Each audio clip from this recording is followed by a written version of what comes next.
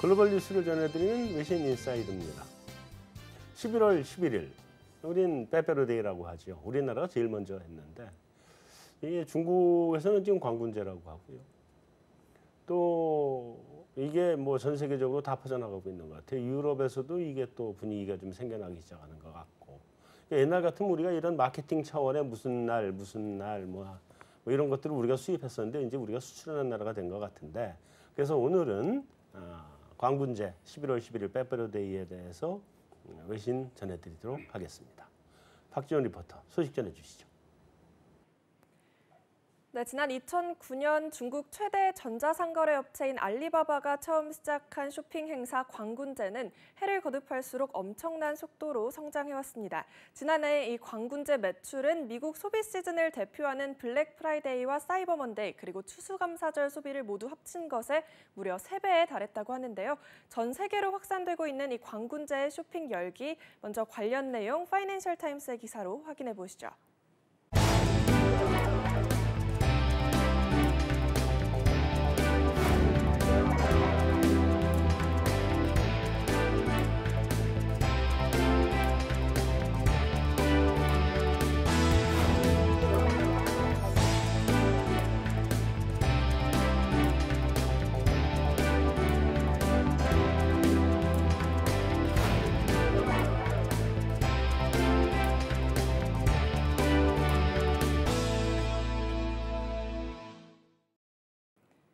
네, 이렇게 기사 보신 것처럼 중국 알리바바에서 시작한 광군제 이벤트가 이제는 전 세계인의 쇼핑 축제로 거듭나고 있는 모습인데요.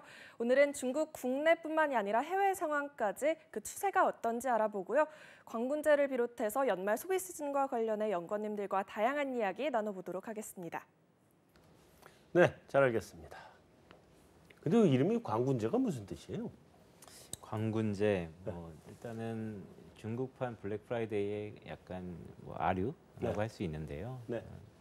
중국의 솔로들이 외롭잖아요. 그러니까 외로우니까 그런 기념일을 찾아서 서로 간에 위로도 하고 선물도 주고라고 하면서 발전된 하나의 이벤트성 소비 시즌의 뭐 연속성이 있는 날, 이렇게 좀 이해를 하고 있습니다. 그 광곤이라는 게 중국말로 그러니까 노총각 노처녀를 광곤이라고 그럽니다. 아, 그런 건가요? 예, 그래서 거기다 절을 붙인 겁니다. 그래서 광군제가.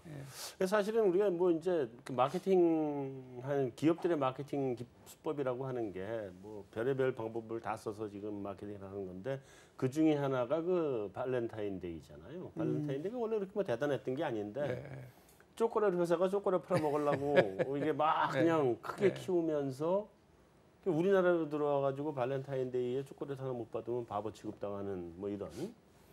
거꾸로 이제 우리가 빼빼로데이를 만드는 게 전세적으로 퍼졌는데, 지금 유럽의 온라인 판매 사이트에서 행사를 하거든요, 이거를. 그러니까 중국도 갔고 유럽도 간 것 같아요. 이제 다 퍼진 것 같아요. 그래서 그런 면에서는 우리도 이제 수출하는 이런 날이 생기는구나. 맨날 크리스마스 이런 거 수입만 하는 게 아니라 이제 수출도 하네, 이런 생각이 들었는데, 중국 경제 어느 정도 효과나 돼요, 이 광군제가? 뭐 지금 뭐 이거 매년마다 이제 세계 신기록을 좀 갱신하고 있고요. 이게 뭐 그냥 조 단위가 아닙니다. 이 얼마나 이 폭넓게 전 세계에 퍼지는지는 상상을 초월한 그런 수치들을 지금 하고 있고요. 이것을 지금 흉내내서 이제 많은 나라들이 또 이것의 아류들을 만들고 있는데요. 또 여기다가 지금 뭐 가상화폐나 암호화폐까지 넘어가고, 그다음에 인터커넥트되는 그런 네트워크가 이제 발전이 되면요. 진짜로 경제의 어떤 변곡점을 갖고 올 수 있는 그런 이벤트가 되겠습니다. 겁나게 큰. 이게 얼마나 커요? 일단은 뭐 이벤트가 있습니다. 그 광군제 당일날 중국 최대 쇼핑 업체죠, 알리바바가 하루 매출 얼마 정도 될까? 작년 제 기억으로는 한화로 한 20조 원의 매출을 이뤘다. 하루에? 하루에. 뭐 그렇게 엄청나게 이벤트성도 있고요. 그 파급 효과는 더 엄청나다고 할 수 있죠. 다만 우리 경제의 입장에서 보면 우리 경제도 광군제의 연속 속상에서 한국도 연말에 여러 가지 쇼핑 이벤트들이 있습니다. 그에 관련돼서 다음 분기 아니면 마지막 분기에 민간 소비에 미치는 영향도 우리 경제를 부스팅하는 데 충분한 의미 있는 하나의 이벤트로 되고 있다라고 보고 있습니다. 그 우리가 지금 사드 때문에 고생을 심하게 해온 거잖아요. 근데 뭐 확실하게 뭐 사드 문제가 아직 다 풀린 건 아니지만 또 이게 풀려서 우리한테 효과가 올라 그러면 예를 들면 뭐 한국에 중국 관광객이 오려면 일단 공항에 비행기가 들어올 수 있는 허가부터 받아야 될 거고 좌석 자리부터 받아야 될 텐데, 그러니까 절차적으로 가려면 이게 몇 달은 최소한 걸리는 건데 그렇게 가기 전에 제일 먼저 닥친 게 지금 관군제잖아요.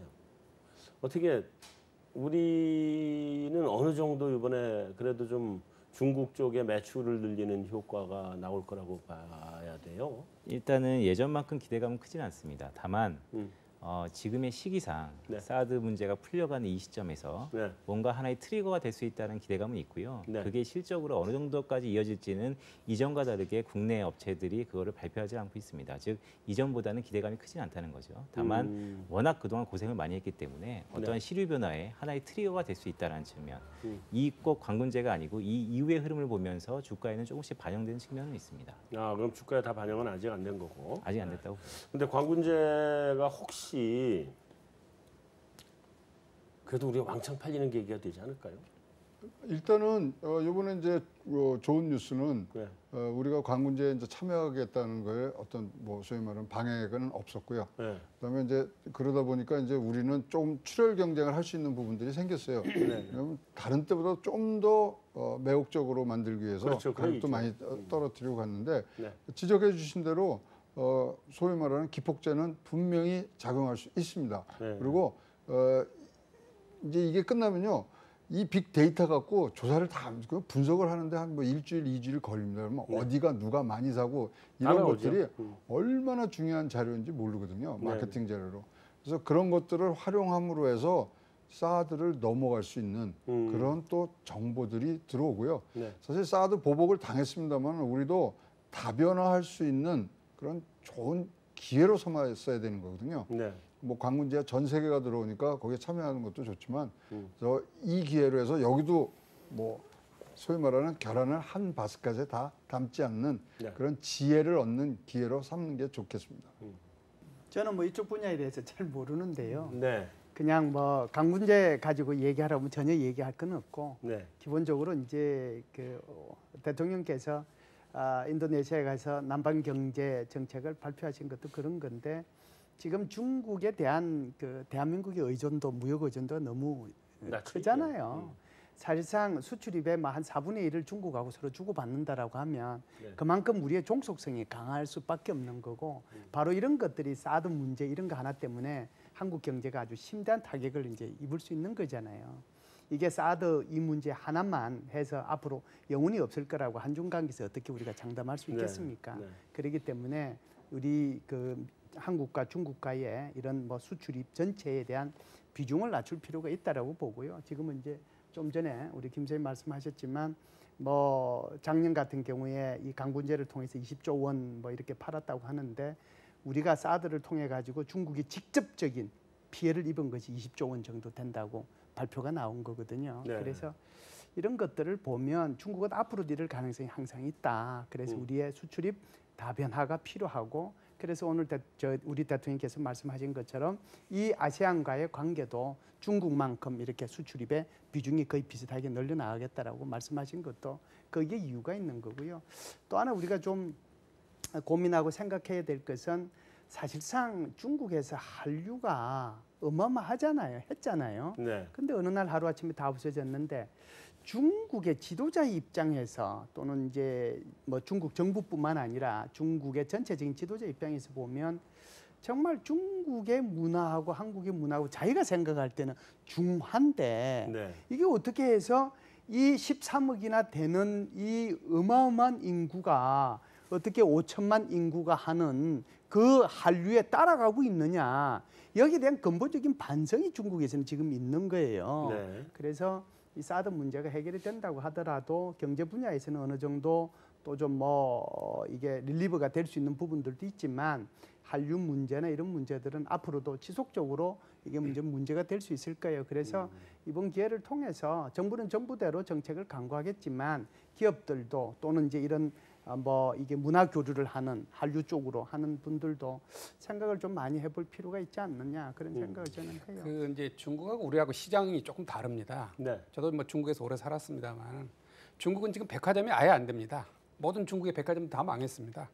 지금 있는 백화점들은 쇼윈도우 기능만 하고 거기 가서 그거 보고 뒤에 온라인으로 이제 날 정해서 이런 날에 좀 사는 거거든요. 그러니까 이제 20조 이렇게 이제 매상이 되는데 우리는 물론 요즘은 이제 젊은 분들이 보니까 뭐 여기저기 온라인으로 많이들 하던데 그래도 많은 우리 국민들이 그냥 집 가까이에 가서 백화점 또는 쇼핑몰에 가서 우리는 물건 사는 거거든요.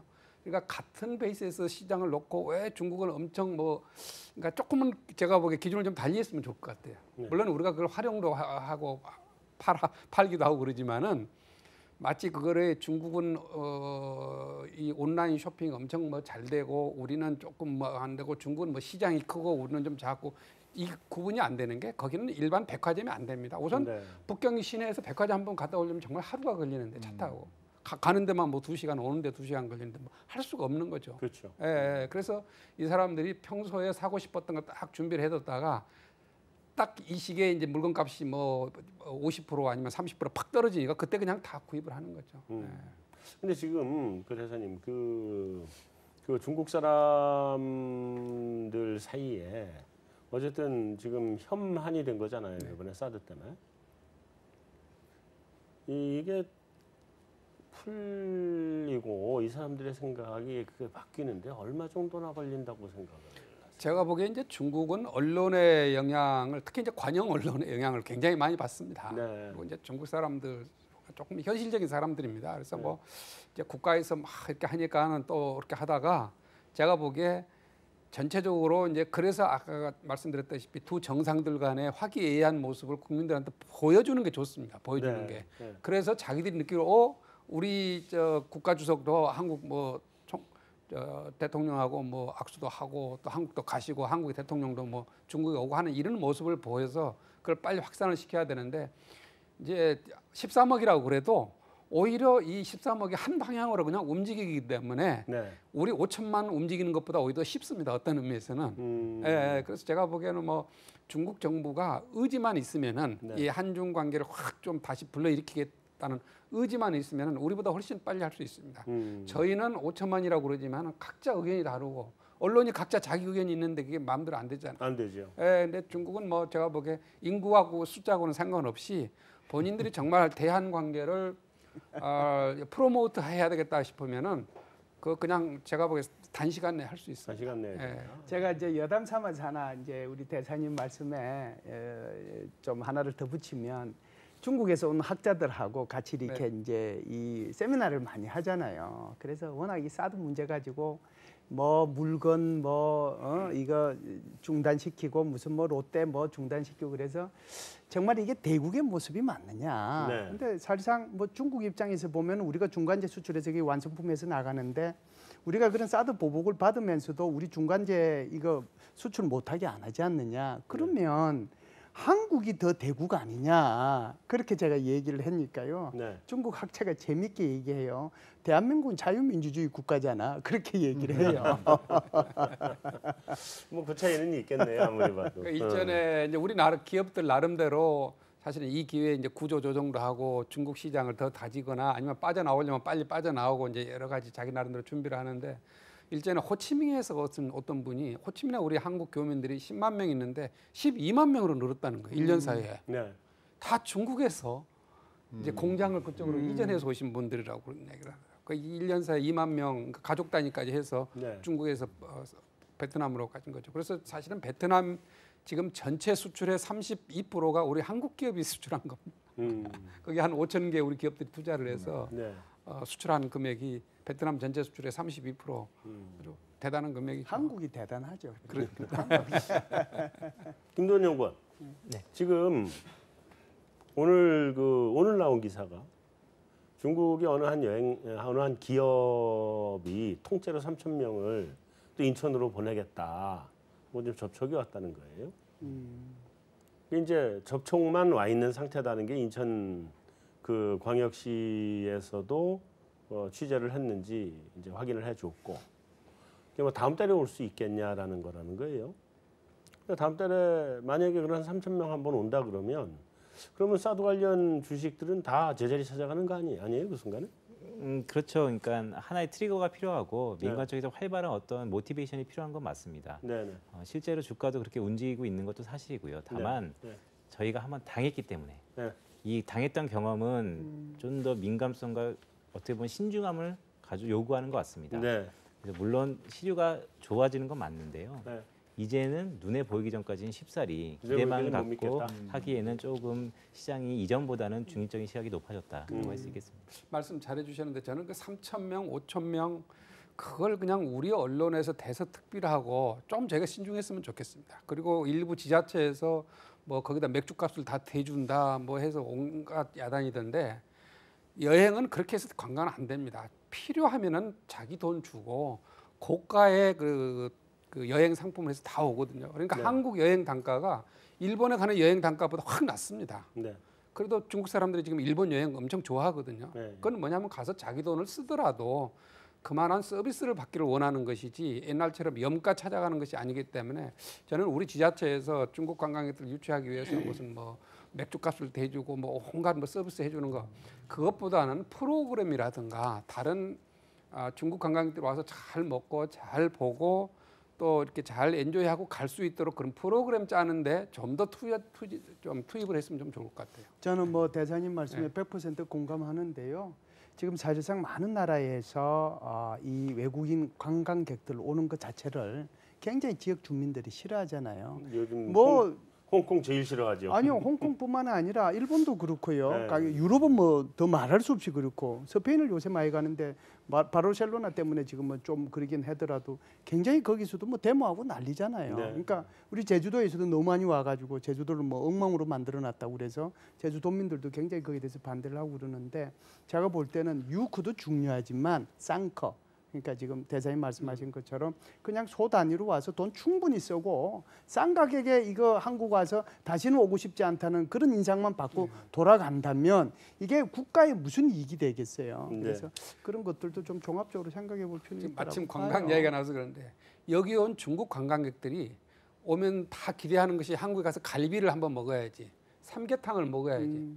근데 갈비 먹고 가는 관광객들이 없어요. 다 3박 4일에 무슨 50만 원 비행기값 다 포함해서. 그러니까 와서 갈비를 먹을 수가 없는 거예요. 무슨 꿀꿀이죽 같은 거, 정말 국적 없는 한국 음식을 먹고 가고, 서울 시내에 그런 식당이 여러 개 있습니다. 중국 사람들이 운영하는 것도 중국 있습니다. 관광객만 취급을 해요. 한국 사람들은 가면은 금방 이게 한국 음식이 아니라는 걸 알기 때문에 한국 사람들 받아들이지 않는 그런 중국 식당들이 있습니다. 그거 와서 뭐 합니까? 그러니까 제가 보기에는 가격을 높이더라도 조금 고급 여행을 하고 갈 수 있도록 그걸 어떻게 우리 정부 당국이 좀 리드를 하고 좀 그런 그런 이렇게 어떤 그 포맷을 좀 만들었으면 좋겠어요. 잘 알겠습니다.